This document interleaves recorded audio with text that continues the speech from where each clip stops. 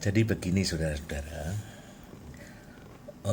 berita yang beredar itu para bintang, aktor dan aktris film dokumenter Dirty Food itu dilaporkan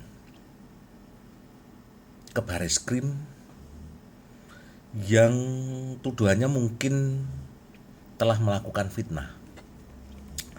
Perlu diketahui bahwa dalam hukum pidana Indonesia, dalam kasus tindak pidana fitnah, biasanya yang dibebani pembuktian adalah pihak yang merasa dirugikan atau korban fitnah. Artinya, jika seorang merasa bahwa mereka telah menjadi korban fitnah, maka tugas mereka adalah untuk menyediakan bukti yang cukup dalam rangka mendukung klaim mereka atas tuduhan fitnah itu. Namun demikian, dalam praktek aparat penegak hukum juga memiliki peran penting dalam mengumpulkan bukti dan menyelidiki klaim fitnah tersebut. Mereka akan melakukan penyelidikan, penyidikan untuk mengumpulkan bukti-bukti yang dapat menunjukkan adanya tindak pidana fitnah.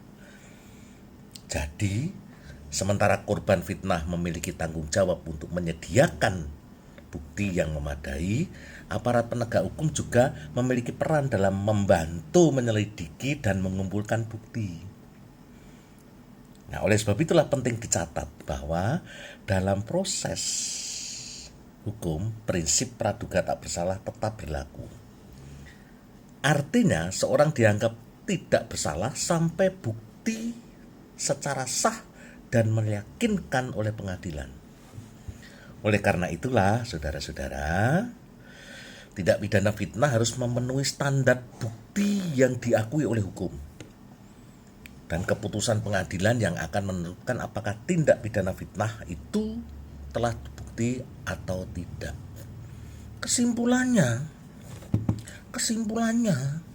ini ada kesimpulan. Yang laporin harus memunculkan atau memberikan bukti-bukti bahwa dia telah difitnah. Ya, kalau di dalam konteks Dirty Food itu ternyata mengungkap berbagai macam hal yang sifatnya fakta, real, dan terjadi, maka harus ada counter terhadap fakta atau real yang terjadi di dalam film tersebut. Kalau tidak ada, ya jangan laporin. Tapi kalau mau dilaporin, ya nggak apa-apa kalau menurut saya. Karena apa? Begitu mencari alat bukti, bisa jadi malah terkuak faktanya bahwa itu bukan fitnah. Jadi ini yang saya anggap lucu. Jadi saudara-saudara, harusnya ya kalau mau melaporkan itu ya lihat konsekuensinya lah. Tidak hanya sekedar laporan begini, Pak aku difitnah loh. Buktinya apa kalau difitnah? Nah, harusnya kan seperti itu. Gampang dong?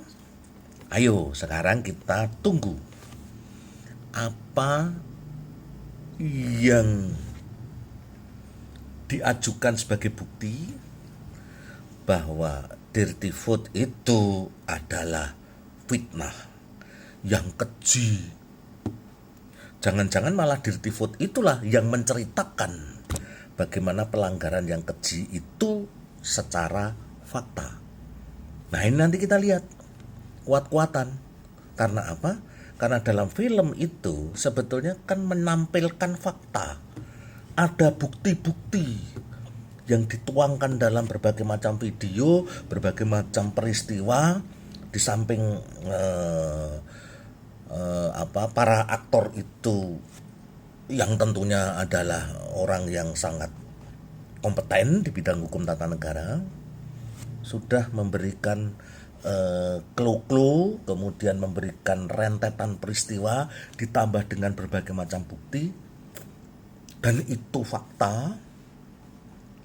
Masyarakat tahu semua karena media sosial sudah demikian marak, ya kan, gampang sekali dilacak, jejak digital juga cukup banyak. Maka sang pelapor ini juga harus menampilkan bukti-bukti yang dapat dipertanggungjawabkan. Oleh sebab itulah, sembari besok coblosan, kita tetap nyoblos, silahkan pilihannya bebas. Kita menunggu proses pelaporan ke Baris Krim itu bagaimana kelanjutannya. Jangan-jangan, ini jangan-jangan ya, laporan itu justru bumerang. Nah ini, oleh sebab itu saudara-saudara, mari kita nyoblos.